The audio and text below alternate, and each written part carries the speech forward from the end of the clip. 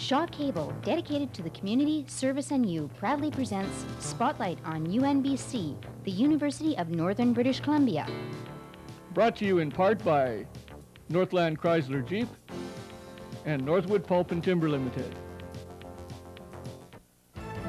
Northland Chrysler Jeep, home of the #1 selling minivan in North America, is located at 3rd and Vancouver in Prince George.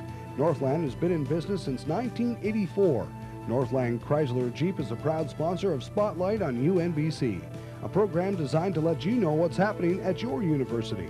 Northland Chrysler Jeep, your Eagle and Dodge truck dealer, is where people make the difference.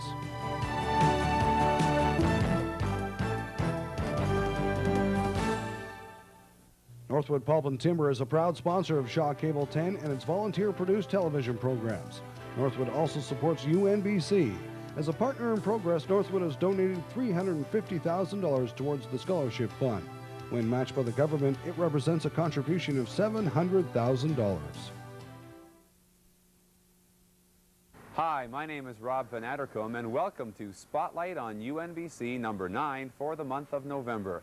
The federal election is over, and we'll recap the major issues with some expert opinion offered by members of faculty at UNBC.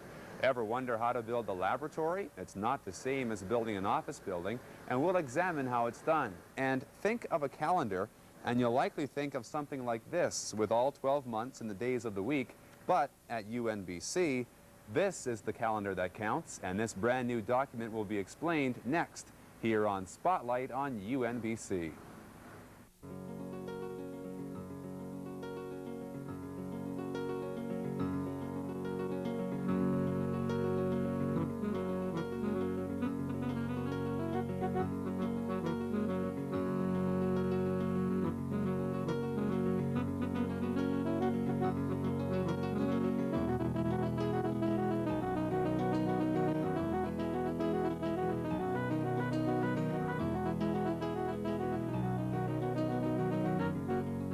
Spotlight on UNBC with your host, Rob Van Addercombe. With classes now well underway in this academic year, more attention is being focused on getting students for next year's grand opening at UNBC. And the calendar is an important document for those potential students. For about a year and a half now, we've been talking about programs, and we've had a list of programs, but none of them have really been developed in detail until now. And so all of that is laid out in the calendar. And there's 20 or 21 undergraduate programs available starting September '94, and a number of master's programs available next September as well. And so they're talked about in the calendar. All of the academic staff at the university, people from the Registrar's office and other areas, had to come up with all of the policies, all of the procedures, regulations, and the program content. So all of that had to be put together. And it was especially difficult for the program section, not having faculty here. You know, of course, the faculty would be teaching the courses and so on, and not having them here meant that we had to do a lot of it without their input. So it's a very complex and lengthy process. The calendar is being distributed widely throughout BC and to about 2,500 potential students. It's also a hot item during visits to BC high schools and colleges, which began in late September. Over the next several months, about 130 schools will be visited by UNBC Liaison Officers. It's been great. We've had positive responses everywhere. Across the Northwest is where we spent the last week, and we're going through, we've been in Houston today and Burns Lake tomorrow, and lots of excitement. People are starting to really get excited and see the calendar, see it's a real thing. So it's nice to be a bearer of good news and bringing all this around. But UNBC is not going it alone to meet with prospective students, as it's joining with the other BC universities and with BCIT. UBC is a large university right now, and we don't want to grow any larger than we are. We can't bring in any more students. We're full to capacity in most of our programs. Why should students not be able to have post-secondary education if they're from the Northern BC? With another university being implemented in Northern BC, gives students more opportunities now to go on to post-secondary training.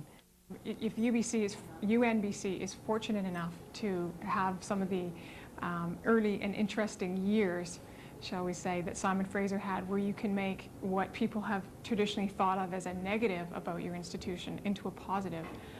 It makes it very challenging in certainly talking to people today, because I think some of the things that happened at Simon Fraser that people traditionally thought were ooh bad, you know, are now saying, I certainly talk to people about those things as very much positive things, and that universities are places for people to talk about what they think and what they feel, and we're creating thinkers, that's our job. So there's nothing wrong with that, and UNBC will go through that, and as far as part of when it gets its reputation, I think certainly before you see your first student come from year 1 and go through to year 4 and actually graduate, that first group of people who then go into industry and establish themselves as part of the workforce, and what happens to their lives and their careers, somewhat based on where they went to school, that's a good predictor of where things will go.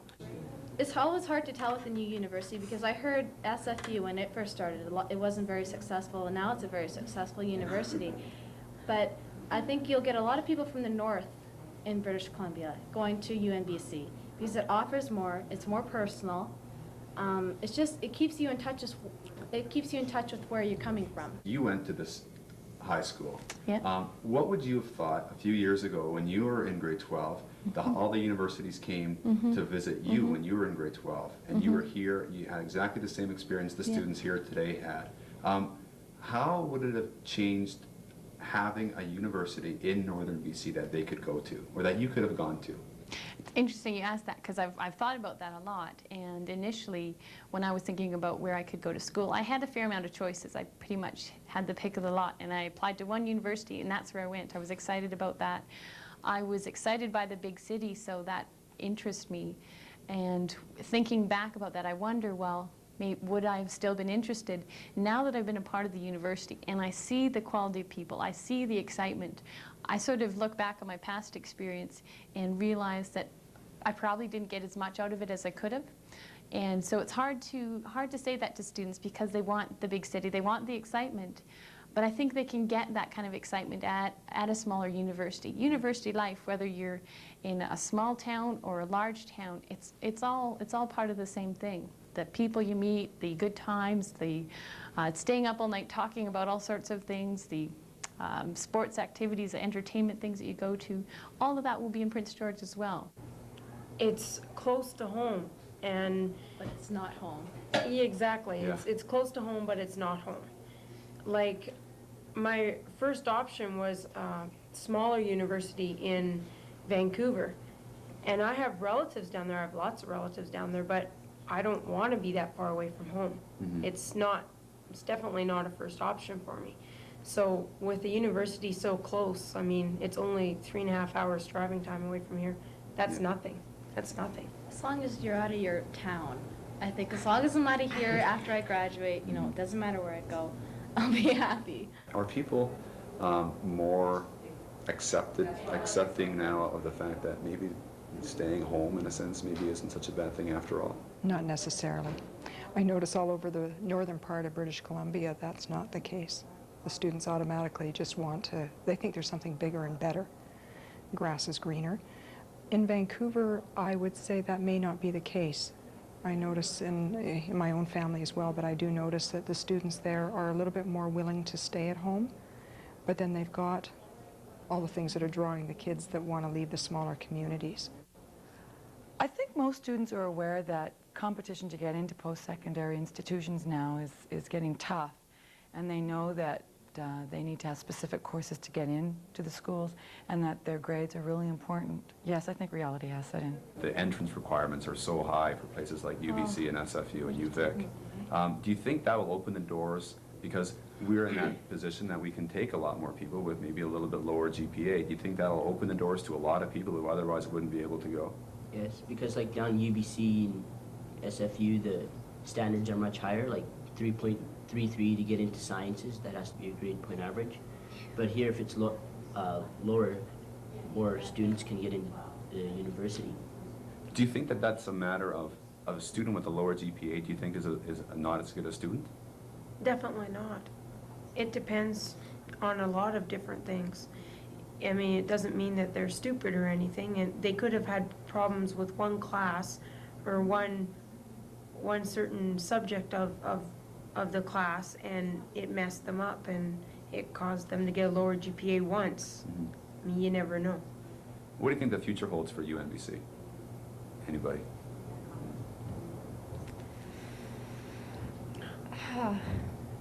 I think it'll take a while to get established. At first, people will be reluctant to go. Yeah, but you know. when they realize like, it's a Yeah. good university, that I think it will fill up and be one of the major universities in BC. Just might be one of the better ones. People stop going to UBC and start coming up here. Yeah. You never know.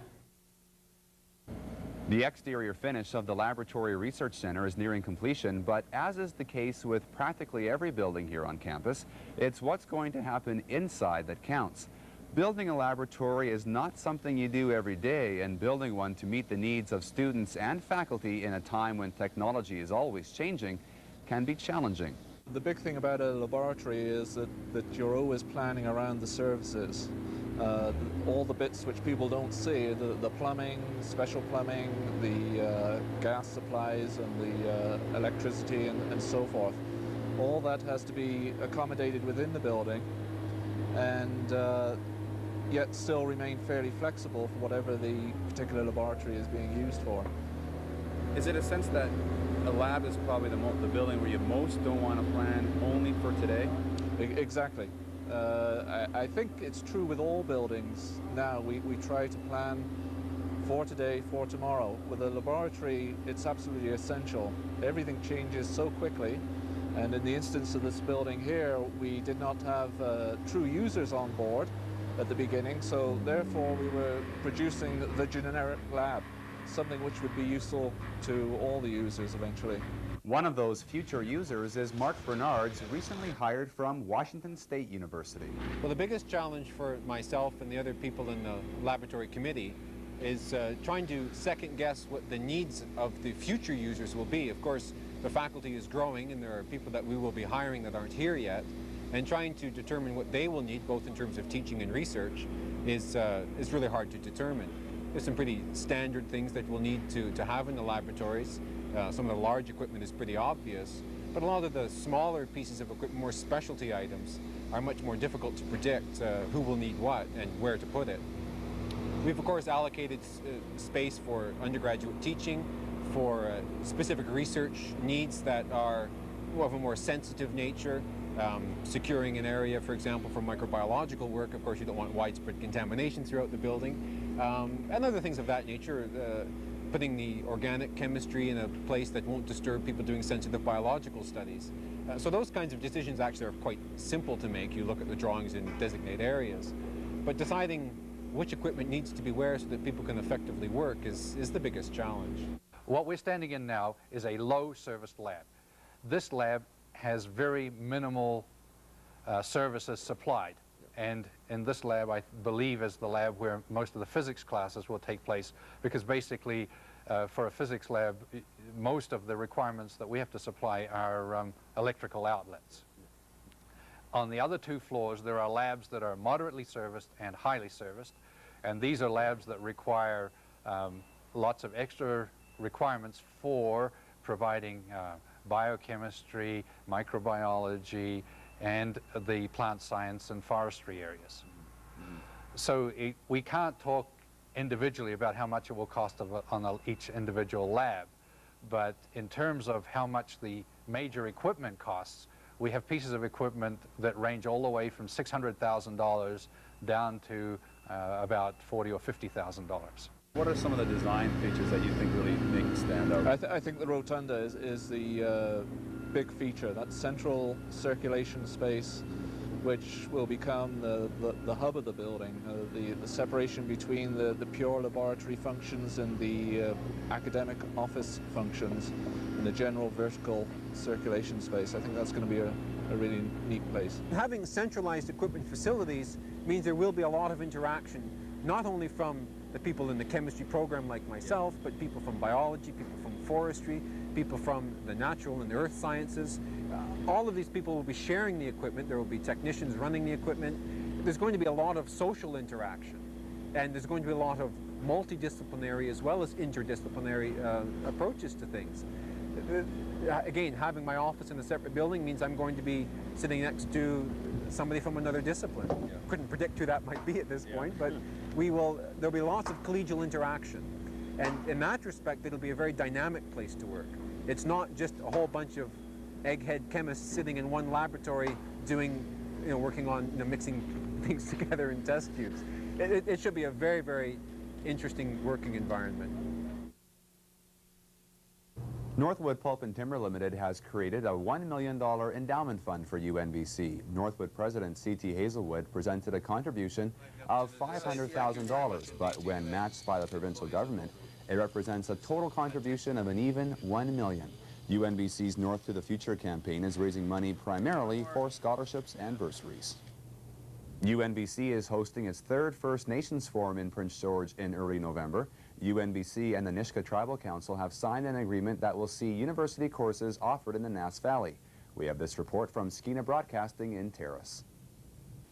University of Northern BC President Geoffrey Weller called it a significant event in First Nation studies in BC. The signing of today's protocol agreement between the university, the Nisga'a Tribal Council, and the Wilhosh Nisga'a will allow students to earn Bachelor of Arts degrees in Nisga'a studies, thereby meaning Nass Valley students won't have to travel far from home to further their education. Wilhosh Nisga'a is the post-secondary education institute of the Nisga'a Nation, and its Chief Executive Officer, Deanna Nice, was thrilled with today's signing. They can complete this program of study in the Nass Valley, and then they can move off to any other university in North America if they want to continue their studies, or they can continue their studies in the Nass Valley if they want to do an MA or a PhD at some point. They'll be able to complete parts of those programs in the Nass Valley. So it's very exciting. While UNBC is a newcomer to BC's educational scene, the idea for today's agreement is considerably older. It started quite a long time ago. We identified the need and had been talking about it, about 15 years ago. And then did a needs study 8 years ago, and then started negotiating with UNBC 2 years ago when they got off the ground. So it's something that's been around for quite a long time in the Nass Valley. John Crawford, First News, Terrace. UNBC has a new Vice President of Administration. Dr. Jack Newberry will be taking up the post in mid-November and is leaving a position as Director of the Universities Division of the Ministry of Skills, Training and Labor in Victoria. He's filling the vacancy made by the resignation of Dean Cooper earlier this year. Is the Queen coming to officially open UNBC late next summer? Well, maybe. There is no confirmation at all that Her Majesty will be opening the university. The radio reports of this effect said she would be, which was kind of exciting for us here, but there is no official confirmation whatever of this. Now, it is true that the Queen was invited to open the university.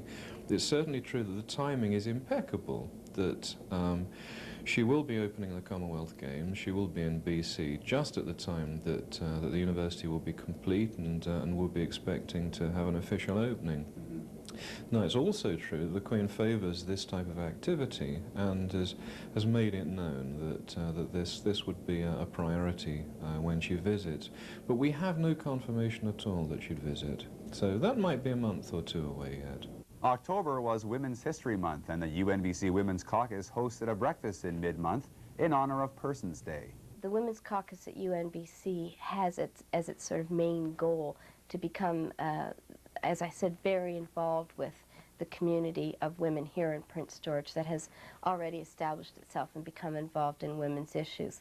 The Women's Caucus itself hopes to hold other similar events throughout the years to come.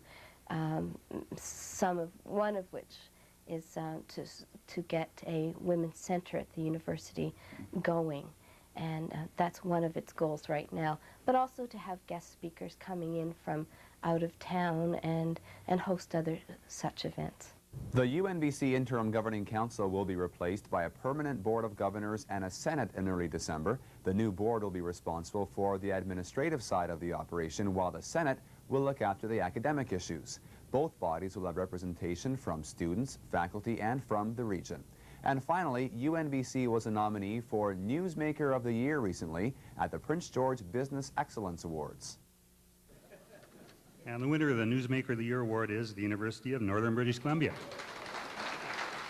When I was reading the description of what this award was for, I was trying to figure out if we were getting this award because we were excellent at making news or because we were making excellent news. I'm assuming it is the second one. This is the second straight year UNBC has won the award, and employees from the Office of Communications gathered for pictures before the banquet for the university's newsletter.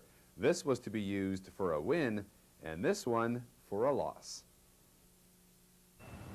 The federal election is over, and depending on your point of view, you're either happy or unhappy with the result. What's the result for Canada? Some UNBC faculty members have various opinions. What it means now, there's only one legitimate voice that can represent the interests, broadly speaking, across the country. And it's going to place the Bloc, for example, in a very difficult position because they came in only representing Quebec interests. They'll now be the official and loyal opposition to the government, yet in some ways they don't have the legitimacy to represent the Canadian interests. Yeah. In a historical perspective, has anything like this ever happened before? Not really. Not this, not the complete annihilation of a national party. You had, for example, in 1921, a surge by a progressive party. So you've had historical precedents like that, which are similar to the success of the reform in the Bloc Québécois, but nothing so fractured. This is the first time that Parliament has been fractured the way it has been. When the dust settles, is that there's been a vast change in the political landscape. Parties disappearing, new parties forming. But I think in economic terms, probably very little has changed. The Liberal policy is not that different from the outgoing Conservative government policies. The numbers for the deficit are of similar orders of magnitude, and what you have is some reallocation of government spending priorities, fewer helicopters and more infrastructure projects. So there are some small changes there, but there's not the sort of radical change in economic policy to mirror the radical change in the political map of Canada. Just after the October 25th election, I sat down with the political scientist and the economist to discuss the campaign and what happens next. There are very contradictory messages there. The Liberals did well because they stressed jobs. Reform did well because they stressed the deficit. And partly I think that's because Western Canada has not been as badly hit in this recession as it has done before. The Maritimes and Ontario have been hit very hard, and so of course the Liberal agenda had more appeal there. If one goes back 10 years to the recession in the 1980s, it was BC that was hit hard, and Ontario didn't do too badly. The Conservatives were then elected in Ontario without a big jobs mandate. So I think that one sees in how well the parties did in the different regions part of the different economic circumstances. Whether it was on the kickoff of the campaign saying that the jobless rate will be high to the year 2000, whether it was the ads about Jean Chrétien a week prior to the election, there were so many major mistakes that the Conservatives made that took a terrible victory to annihilation. Can they bounce back from this? That really depends on how the Reform Party does in the next Parliament. I would predict that Preston Manning realizes the situation he's in. If he moderates his stance, it takes the edge off such policies as immigration or Medicare a little bit, plays up the small c, folksy conservative elements, I think it is quite conceivable that the Reform could replace the Conservatives as the political right alternative in Canada. If he has a lot of loose cannons in his caucus, then the Conservatives could come back. But it'll be very difficult in the West. I really think the Reform has replaced the Conservatives in the West as the small c Conservative alternative. Joe Public really care about the deficit? I think Joe Public does care about the deficit. I'm not sure why, but I think Joe Public does. I think that was one of the big political cards played by the Reform Party. And conventional wisdom is that the Liberals had an easy ride during this election campaign and that their policies were not put under scrutiny. What surprised me in this election was really the lack of outlandish promises. Usually in an election campaign, you will get parties promising where they can't deliver, and that's not an unusual phenomenon. It seems to me that the party which made the most outlandish claim in the election campaign was the Reform Party, saying that it could cut the deficit in 3 years to 0. I very much doubt that that could be done. I think that's pie in the sky myself. But nevertheless, it was politically a very important card for them. So I think that there is a general concern that the deficit is too high, although if one looks at Canada's debt in international perspective, it's not really that far out of line. The other part of the equation is what happens in Quebec. We have a provincial election coming up. Depends whether the PQ or the Liberals will win that election. It looks like right now the PQ will win that election. And then within 2 years, it's expected a referendum. So that aspect, we have to wait and see what happens in Quebec. The UNBC campus in Prince George often lends itself as a background for a lot of the stories that we shoot here on Spotlight on UNBC, but it's time to bring this activity to the forefront and show you a little of what's been happening here on Cranbrook Hill. Oh, and thanks to Northern Mountain Helicopters for the bird's eye view.